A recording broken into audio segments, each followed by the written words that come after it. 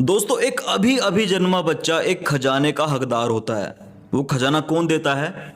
उसकी माँ। उस खजाने का नाम क्या है? कोलेस्ट्रम। कोलेस्ट्रम वो दूध होता है जो माँ के स्तनों में शुरू के 2 से 3 दिन आता है, और वो बच्चों को पीना बहुत ज़रूरी है। एक नया नया जन्मा बच्चा ना उसके बिना अधूरा है। एक खजाना है उसका वो, और वो खजाना जिंदगी में सिर्फ एक बार मिलता है। वो उसकी माँ दे सकती है, बाकी पूरी जिंदगी में कुछ भी खा लो, कुछ भी पी लो, वो खजाना नहीं मिल सकता। It's colostrum.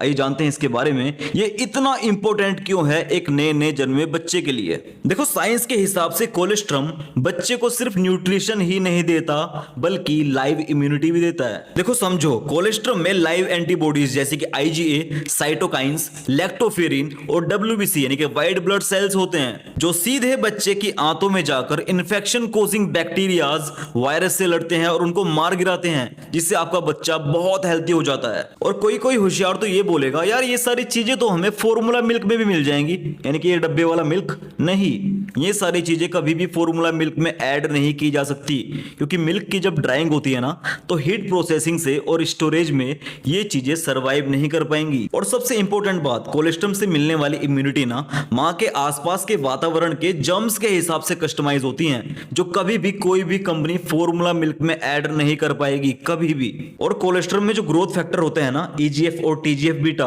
ये क्या करते हैं? ये न्यूबॉर्न के गट लाइनिंग को सील करते हैं, जिससे हार्मफुल जर्म्स बेबी के ब्लड में नहीं पहुंच पाते।